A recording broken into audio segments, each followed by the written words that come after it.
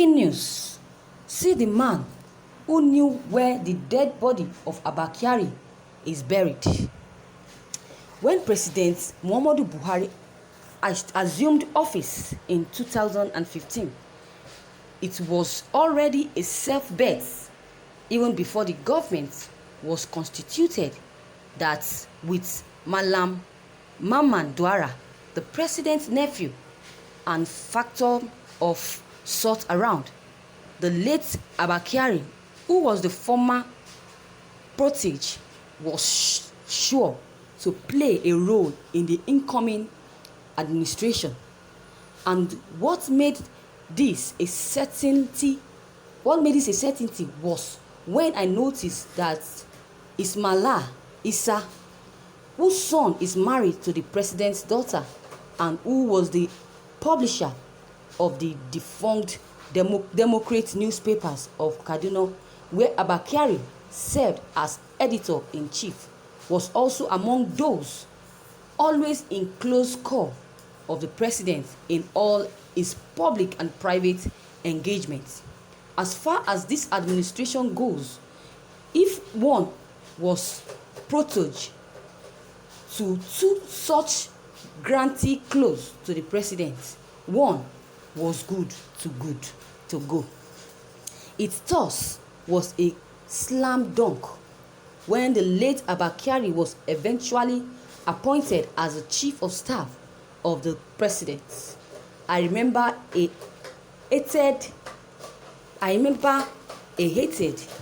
but good-natured debate took place. It took place almost my circle of friends about the weight of the appointment. Some thought that it should have been more than the secretary to the government, a position from which it could be more useful and effective in assisting the president's control and flow of government activities. The chief of staff said that he had no statistics and he has no power, being merely restricted to organize his domestic staff and running errands when occasion so demands. For comparison, they pointed out how Anya Pius, the former SGF under the immediate past administration of President Goodluck Jonathan, ran the roasts and influenced the appointment of many South-Easterners in strategic positions in the Jonathan government. While I agree with their broad understanding and interpretation of the job, I, however, pointed out to them that two main things stand out as far as the position of chief of staff is concerned. The first has to do with the disposition of the president to the position. The two he appoints to the job if the president decides, because of the certain considerations, to outsource some of the very considerable powers to the chief of staff in order to achieve certain tasks on the blind side of his official duties and responsibilities, then one can be sure that such a person, if he knows his opinions, if he knows his onions, will be powerful indeed. The second point is that when such a person invested with the position is smart enough to be able to study the strengths and weaknesses of his principal and deploy this intimidate knowledge, very effective or not, as Abba Kyari undoubtedly was, then he is likely to be untouchable and has untouchable powers. Another body with an insight into the thinking and worldview of President Muhammadu Buhari and his inner circle would know that Abba Kyari was the perfect fit for the job. He was a lawyer, banker, and a journalist. Three of the positions that guaranteed entrance, that guaranteed entry into the circle of movers and shakers of society. As an alumnus of Cambridge University, he belonged to the Oxbridge Circle in Nigeria as well.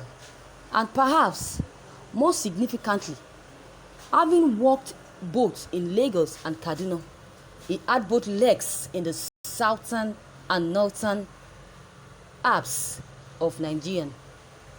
Just as well, to Abba Kyari, he had a strategic presence of kind of cultivate and how to cultivate the influential circle of Nigerians, which from their columns and blogs often set the tone for public discourse on national issues.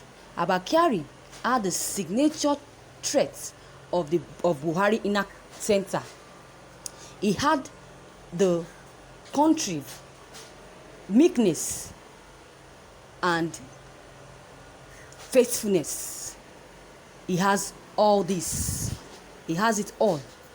Abba Kyari also had the same outward men of Santoria simplicity, decisive modesty, and an elaborate but dissembling shows that it's causing calculated to disarm the inevitable.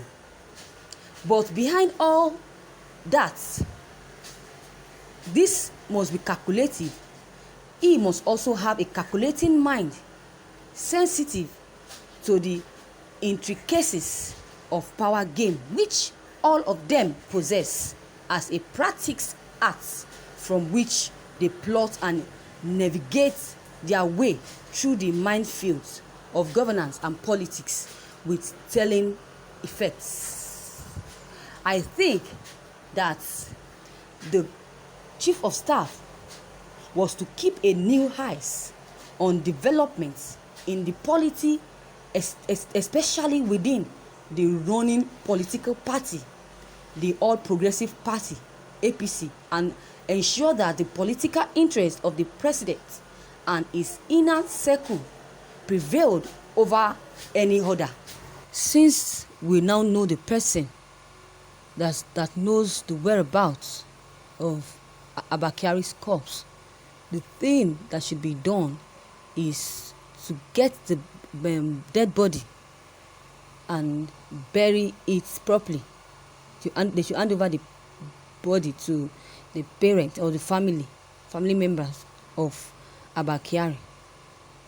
That is what they should do, so that he will rest in peace and not in pieces. So viewers, your comment is very needed. Drop them below the comment box. Click on the subscription button as well as the bell button to receive updates. Thank you.